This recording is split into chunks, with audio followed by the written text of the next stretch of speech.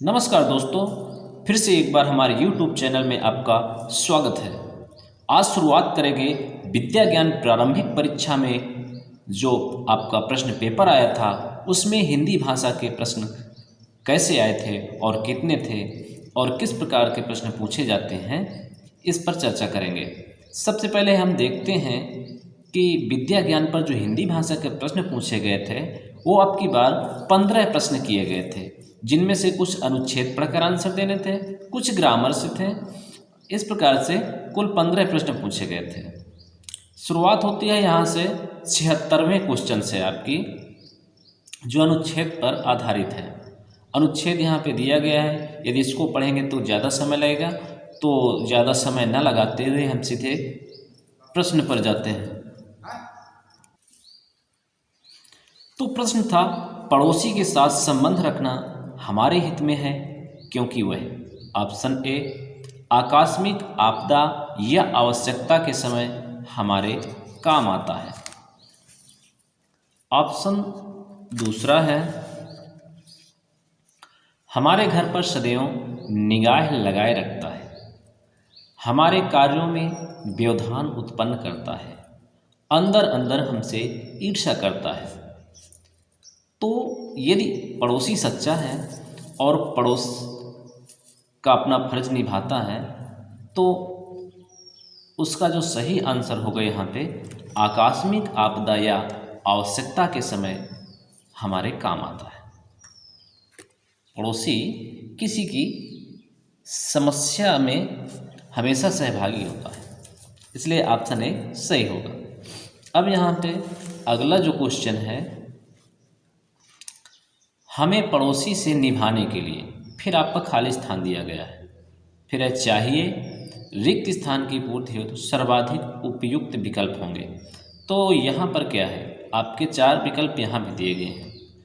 पहला है उनके साथ प्रेमपूर्ण व्यवहार करना, दूसरा उनके केवल सुख तथा आनंद के क्षणों में शामिल होना, तीसरा दुख में उनसे सच्ची सहानुभूति रखते हुए यथा सामर्थ्य सहयोग प्रदान करना, उनको उनके हाल पे छोड़ देना। अब यहाँ पे देखो, कहता है पड़ोसी से निभाने के लिए तो क्या जरूरी है। तो देखो, पहला तो उनके साथ प्रेमपूर्ण व्यवहार करना, ये भी जरूरी है। जब पड़ोसी में रहेंगे तो पड़ोसी से प्रेमपूर्वक व्यवहार करना पड़ेगा। उनके केवल दुख सुख तथा आनंद के क्षणों में शामिल होना, ये उपयुक्त विकल्प नहीं हो सकता, क्योंकि वो तो स्वार्थी हुआ पड़ोसी, जो पड़ोस के व्यक्ति के साथ केवल उसके सुख और आनंद के क्षणों में शामिल हो और दुख के समय उसके साथ खड़ा ना हो, इसलिए ये ऑप्शन सही नहीं होगा।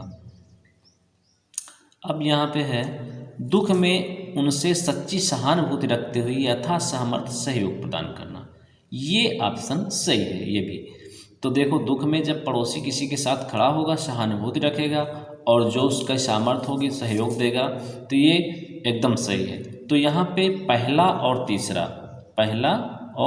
तीसरा ये दोनों सही हैं। तो ऑप्शन में हम देखते हैं, नीचे जब दिए गए हैं, ए में दिया गया है केवल 1 और 4 सही है, बी में दिया गया है केवल 1 और 3 सही है, सी में केवल 2 सही है और डी में केवल 3 सही है। तो यहाँ पे 1 और 3 सही है, वो ऑप्शन नंबर आपका बी में दिया गया है। ऑप्शन नंबर बी में दिया गया है, 1 और 3 सही है, इसलिए इसका आंसर आपका जो होगा क्या होगा, ऑप्शन नंबर बी, केवल 1 और 3 सही है।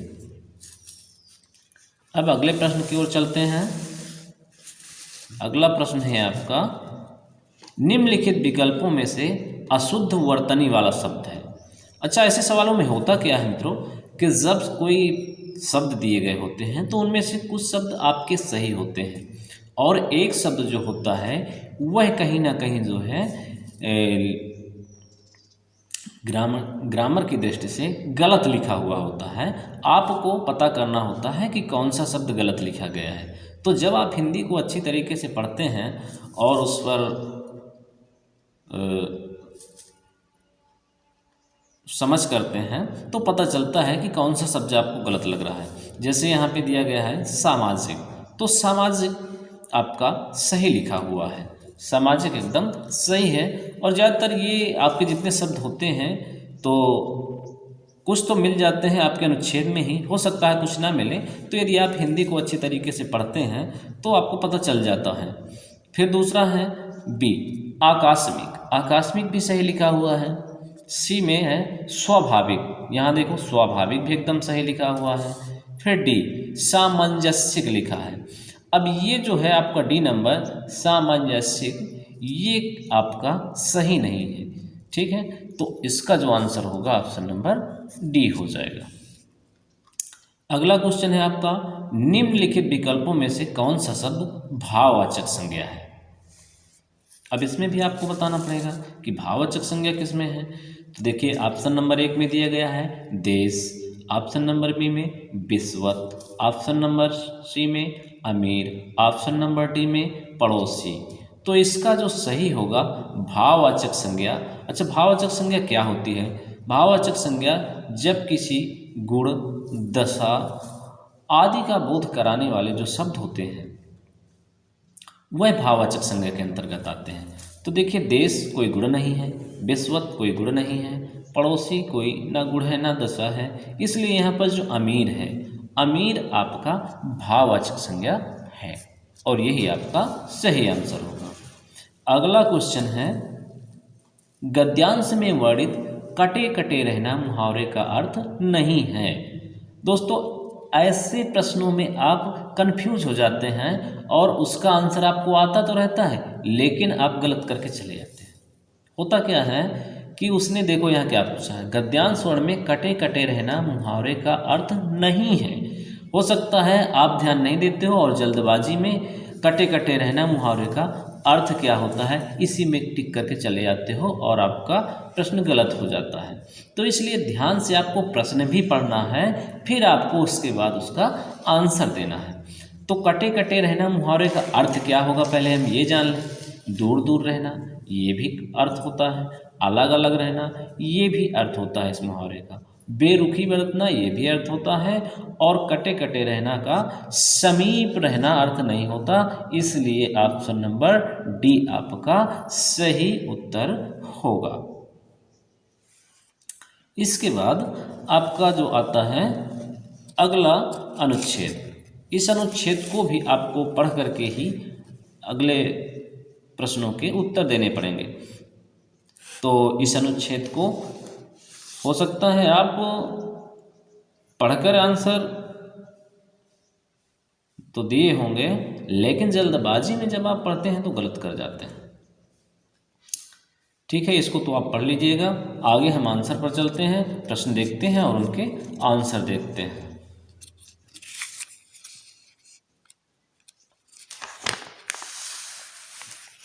ये अनुच्छेद काफ़ी आपका बड़ा था, काफ़ी कई शब्दों का था।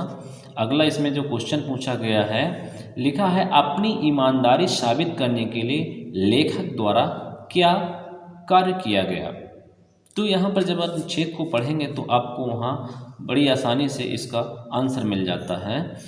पहला जो ऑप्शन दिया गया है पूर्ण निष्ठा से दंडवत प्रणाम करना, सच्ची श्रद्धा से उपवास, और तीसरा ऑप्शन है पूर्ण तन्मयता से प्रभु वंदन और सच्चे मन से दान पुण्य। तो इसका जो सही आंसर था, इसका सही आंसर है ऑप्शन सी पूर्ण तन्मयता से प्रभु वंदन। फिर अगला क्वेश्चन है आपका, अगले में है माँ के आश्चर्यचकित होने का कारण था। अब क्या कारण था? लेखक पहली बार घर जल्दी नहीं आए, ऑप्शन बी में लेखक ने पहली बार भोजन में कोई कमी नहीं निकाली, ऑप्शन सी में लेखक ने माँ के लिए एक साड़ी खरीदी, ऑप्शन डी लेखक माँ के साथ टहलने गए।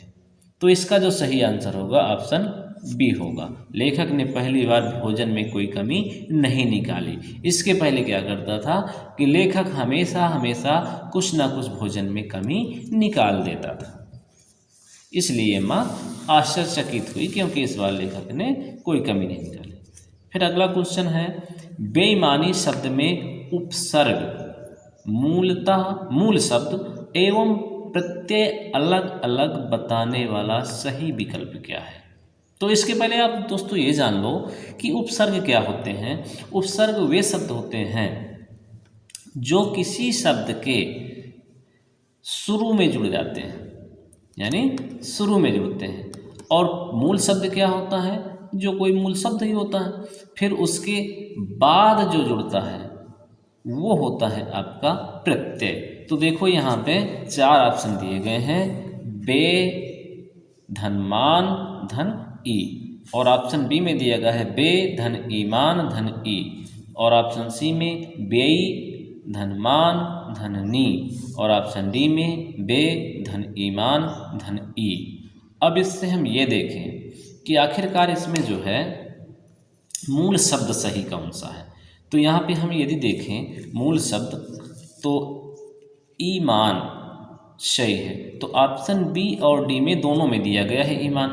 अब हमें ये भी देखना है उपसर्ग तो दोनों में बराबर है और ईमान भी दोनों में सही है। अब लास्ट में हमें देखना है कि यदि बे और ईमान और ई को हम मिलाएं तो उससे कौन सा शब्द बनेगा। तो देखो बेईमान ये तो सही है, लेकिन जब ई जुड़ जाएगा तो बेईमानी होगा। क्या होगा? बेईमानी। और बेईमानी जो आपका सही होगा वह ऑप्शन नंबर बी को जोड़ने पर बनेगा। इसलिए यहाँ पर मूल शब्द, उपसर्ग और प्रत्यय दोनों सही बता रहा है और यही आपका सही आंसर है। फिर है 84 नंबर का क्वेश्चन है, ये आपका पूछा गया है, निम्नलिखित में से कौन सा शब्द सूरज का पर्यायवाची है। तो यहाँ पे आपको पर्यायवाची आनी चाहिए तभी आप इनके आंसर कर पाओगे। तो यहाँ पे जो सूरज का पर्यायवाची है वो आपका है अंशुमान। फिर है अगला क्वेश्चन, यहाँ पूछा गया है, जो जरूरी ना हो के लिए अनुच्छेद में प्रयुक्त शब्द का सही विकल्प है।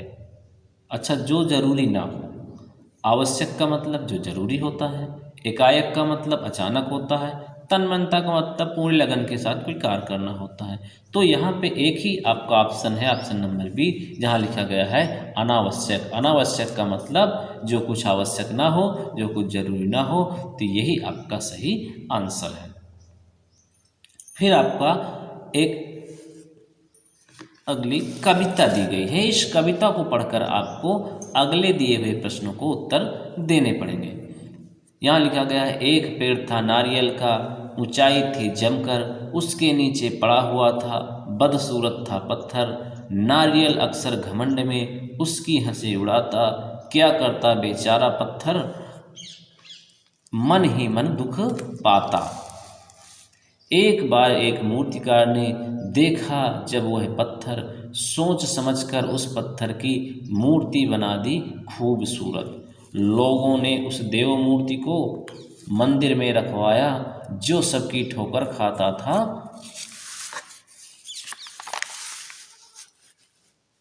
उसका मान बढ़ाया। और एक दिन एक आदमी वही नारियल लाया। कौन सा नारियल? जो नारियल उस पत्थर का उपहास उड़ाता था। मूरत के चरणों में फोड़ा, न्याय सभी ने पाया, ऊंचा उठना नीचे गिरना दुनिया का दस्तूर, कभी न उसकी हंसी उड़ाना जो हो बेबस मजबूर। देखो बहुत अच्छी लाइनें हैं दोस्तों, ये बहुत अच्छी लाइनें हैं। यदि आप पढ़ें और देखें तो आप भावनात्मक दृष्टि से समझेंगे तो बहुत अच्छी लाइनें दी गई हैं कि हमें किसी बेबस, लाचार और गरीब व्यक्ति का मजाक नहीं उड़ाना चाहिए, क्योंकि सबका समय बदलता रहता है, कभी कोई ऊंचे उठता है, कभी नीचे गिरता है, यही दुनिया का दस्तूर है। अब यहाँ पे प्रश्न जो पूछा गया है, कविता में वर्णित नारियल स्वभाव से है। अब नारियल किस स्वभाव से है? शांत स्वभाव से है, अहंकारी स्वभाव से है, सहनशील से है, मृदुल से है। तो जब नारियल किसी का उपहास उड़ाता था उसमें लिखा गया है, तो नारियल क्या था? अहंकारी था। तो इसका सही आंसर क्या होगा? ऑप्शन नंबर बी, अहंकारी। फिर है, इस कविता से हमें शिक्षा क्या मिलती है? तो अब इस कविता से हमें क्या शिक्षा मिलती है? हमें सदैव ऊपर बढ़ते रहना चाहिए, हमें कभी किसी असहाय व्यक्ति की परिस्थिति का उपहास नहीं उड़ाना चाहिए, किसी की परिस्थिति पर हंसी मजाक करना बुरा नहीं है, हमें अपने स्तर के लोगों के साथ मित्रता रखनी चाहिए नहीं। तो इसका सही आंसर होगा ऑप्शन नंबर बी, हमें कभी किसी असहाय व्यक्ति की परिस्थिति का उपहास नहीं उड़ाना चाहिए।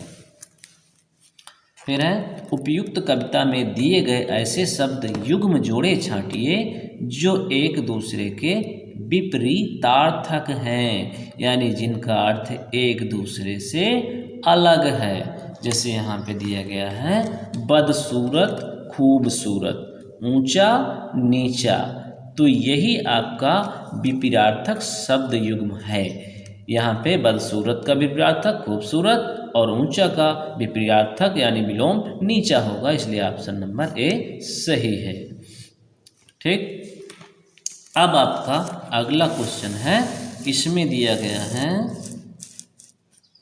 मूर्तिकार ने पत्थर को सुंदर मूर्ति में परिवर्तित कर दिया, रेखांकित पद में प्रयुक्त विशेषण का भेद है। अब देखो सुंदर क्या है। अच्छा, जहाँ पर विशेषण कई प्रकार के होते हैं, जैसे संख्यावाचक, सार्वनामिक, परिमाणवाचक, गुणवाचक, तो यहाँ पे केवल पूछ क्या रहा है सुंदर मूर्ति में कौन सा विशेषण है। तो आपको यहाँ बताना है सुंदर क्या है, गुण है। तो जब गुण है तो विशेषण भी क्या होगा, गुणवाचक होगा, तो इसका ऑप्शन नंबर ए सही होगा। फिर क्या करता बेचारा पत्थर, पंक्ति में प्रयुक्त क्या पद में सर्वनाम का भेद है। अब यहाँ सर्वनाम का भेद पूछा गया है, तो आपको देखिए कहा था ना कि आपको ग्रामर में संज्ञा, सर्वनाम, विलोम शब्द, प्रत्यय, उपसर्ग और शब्द, अवयव, पर्यायवाची, ये सारी चीज़ें आपको याद करना है, सारी चीज़ें पढ़ना है, तभी आपका हिंदी भाषा का जो पेपर होगा वो बहुत अच्छा बनेगा। यदि आप वीडियो देख करके ऐसा कमेंट करेंगे कि नहीं हमें हिंदी भाषा की एक वीडियो बनाई जाए हमारे लिए, तो हम अवश्य आपके लिए हिंदी भाषा से रिलेटेड वीडियो बना देंगे और उसमें बताएंगे कि कैसे किस प्रकार से सर्वनाम होते हैं, कितने होते हैं और कौन सा सर्वनाम है ना, यानी कौन से शब्द किस सर्वनाम को बताते हैं। तो इसके लिए हम आपको वीडियो भी बना देंगे। तो जो ये प्रश्न है यहाँ पे क्या, तो क्या वैसे भी आप जानते हैं क्या का मतलब प्रश्नवाचक होता है। तो यहाँ पे 4 ऑप्शन दिए गए हैं, निजवाचक सर्वनाम, प्रश्नवाचक सर्वनाम, पुरुषवाचक सर्वनाम, निश्चयवाचक सर्वनाम। तो जो क्या शब्द होगा आपका होगा प्रश्नवाचक सर्वनाम, यही आपका सही आंसर हो जाएगा। मित्रों, यह वीडियो आपको अच्छी लगी हो तो वीडियो को लाइक करें, शेयर करें अपने मित्रों में, और यदि आपको सर्वनाम या किसी विशेष टॉपिक पर हिंदी भाषा से संबंधित कोई वीडियो चाहिए तो आप कमेंट कीजिए, हम आपको अच्छे से समझाएंगे और अगली वीडियो बना देंगे आपके लिए। धन्यवाद।